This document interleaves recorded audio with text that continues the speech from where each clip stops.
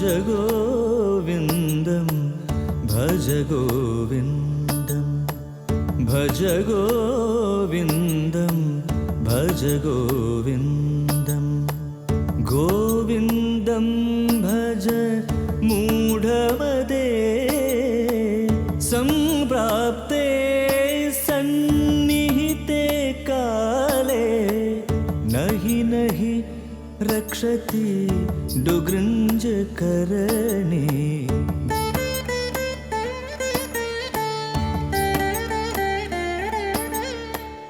യാവത് പവനോ നിവസതി ദേഹേ താവത് പൃച്ഛതി കുശലം ഗേഹേ.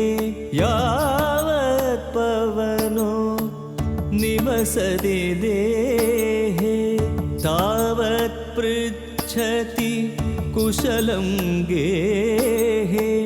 ഗതവതി വായൗ ദേഹാപായേ ഭാര്യ ബിഭ്യതി തസ്മിൻ കായേ. ഭജ ഗോവിന്ദം ഭജ ഗോവിന്ദം ഗോവിന്ദം ഭജ മൂഢമതേ.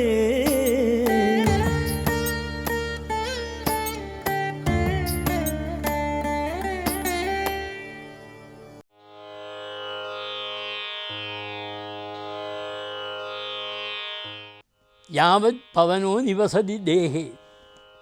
ദേഹത്തിൽ പ്രാണങ്ങൾ ഇരിക്കുന്നിടത്തോളം പവനം വെച്ചാൽ കാറ്റ്. യഥാർത്ഥത്തിൽ നമ്മുടെ ഈ ശരീരം എന്ന് പറയുന്നത് ഒരു പന്ത് പോലെയാണ്. അതിനകത്ത് കാറ്റടച്ച് വച്ചിരിക്കുകയാണ്. ആ കാറ്റ് ക്രമേണ ഇങ്ങനെ നവദ്വാരങ്ങളിൽ കൂടി ആ കാറ്റിങ്ങനെ പുറത്തേക്ക് പോയിക്കൊണ്ടിരിക്കുകയാണ്. കുറേ കഴിയുമ്പോൾ നവദ്വാരങ്ങളിൽ കൂടി കാറ്റ് വരുമ്പോൾ ഒഴുപ്പൊള്ളാവും. അപ്പോൾ പന്ത് അതിൻ്റെ കാറ്റ് പോയി ചുരുങ്ങും. അതുപോലെ അതേ അവസ്ഥയാണ് നമ്മുടെ ശരീരവും. നാം അത് മനസ്സിലാക്കുന്നില്ല മാത്രം.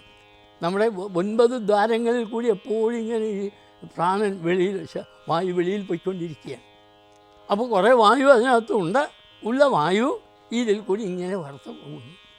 അതുപോലെ അതുകൊണ്ട് പറയാണ് യാവത് പാവനോ നിവസതി ഗേഹേ ദേഹേ. ദേഹത്തിൽ പവനൻ കാറ്റിന്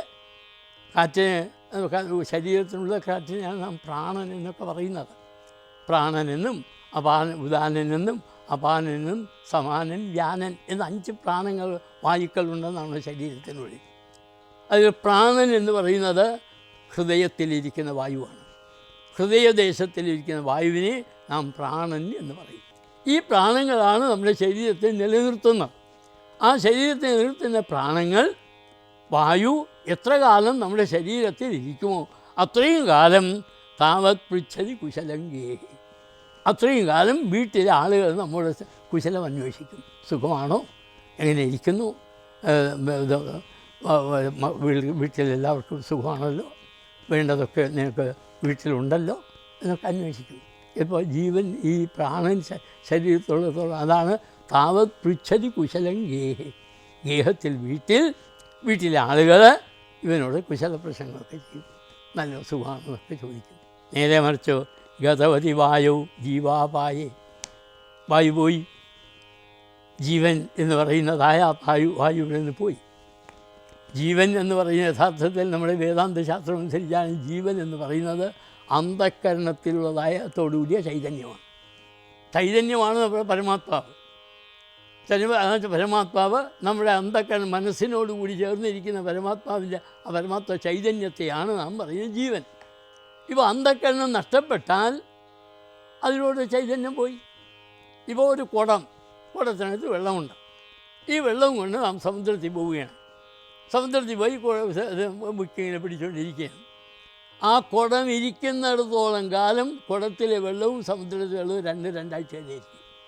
നേരെ മറിച്ച് കുടം പൊട്ടിക്കഴിഞ്ഞാൽ ആ വെള്ളം കുടത്തിലെ വെള്ളം സമുദ്രത്തിൽ ലയിച്ച് പിന്നെ ഒന്നും തിരിച്ചറിയാൻ ഒക്കില്ല. ഏതാണ് കുടത്തിലുണ്ടായിരുന്ന വെള്ളം ഏത് സമുദ്രത്തിൽ അറിയാൻ ഒക്കില്ല. സമുദ്രം ലയിച്ചു കഴിഞ്ഞു. അതുപോലെയാണ് ഈ ശരീരം എന്ന് പറയുന്നതായ കുടമാണ്. ആ കുടത്തിനകത്ത് ഉള്ള അന്ധഃകരണത്തിൽ ഇരിക്കുന്ന ചൈതന്യമാണ് ജീവൻ. ഈ അന്ധഃകരണം വെച്ചാൽ മനസ്സാണ്. ഈ മനസ്സില്ലാതാകുമ്പോഴേക്കും അതിലുള്ള ചൈതന്യം വിട്ടുപോയി. ചൈതന്യം പോയി മറ്റേ ചൈതന്യത്തെ ലയിച്ചു. പരമമായ ചൈതന്യത്തെ ലയിക്കുകയാണ്. അപ്പോൾ ഈ ജീവൻ ഇരിക്കുന്നിടത്തോളം കാലം എല്ലാ ആളുകൾക്കും അടുത്ത് വീഴും. ഈ ജീവൻ ഇത് പോയി, അന്ധക്കരണം പോയി, ആ ചൈതന്യം ബ്രഹ്മത്തിൽ ലയിച്ചു, അല്ലെങ്കിൽ ആ അവിദ്യയിൽ ലയിച്ചു, ഏതെങ്കിലും ആകട്ടെ, അത് ലയിച്ചു കഴിഞ്ഞാൽ പിന്നെ ആരും തിരിഞ്ഞു നോക്കില്ല. അപ്പോൾ പറയാണ് ഗതവതി വായു ജീവാപായേ. ജീവാപായത്തിൽ ജീവൻ നഷ്ടപ്പെടുമ്പോൾ വായു പോയിക്കഴിഞ്ഞാൽ ഭാര്യ ബിഭ്യതി തസ്മിൻ കായേ. ആ ശരീരത്തെ ഭാര്യ പോലും ഭയപ്പെടും. മറ്റുള്ളവരുടെ കഥ പോട്ടെ, ഭാര്യയാണല്ലോ ഇതുവരെ കൂടെ ഇരുന്നത്. ആ ഭാര്യ പോലും അടുത്തെല്ലാം മണിക്കും. അതുകൊണ്ട് ഹേ മനുഷ്യ, ഈ ശരീരത്തിന് വേണ്ടി അതിനു വേണ്ടി ഇത്ര ബന്ധപ്പെടരുത്. അതിനെ ഈ ശരീരത്തെ വേണ്ടി ഈ ബന്ധപ്പെട്ട് ഇതാക്കിയാൽ നിനക്ക് മോക്ഷം ഉണ്ടാവില്ല. അതുകൊണ്ട് മനുഷ്യ, നീ ഗോവിന്ദനെ ഭജിക്കൂ. ഗോവിന്ദ ഭജനം കൊണ്ട് നിത്യമായ നിരതിശയമായ ആനന്ദം നിനക്ക് നേടാൻ കഴിയും. നിൻ്റെ ജീവിതം സഫലമാകും, മനുഷ്യജന്മം ഫലപ്രദമാകും. അതുകൊണ്ട് ശ്രേയസ്സിന് വേണ്ടി ആഗ്രഹിക്കുന്ന നീ ഈ അവസരത്തിൽ ചെയ്യേണ്ടത് ഗോവിന്ദ ഭജനമാണ്.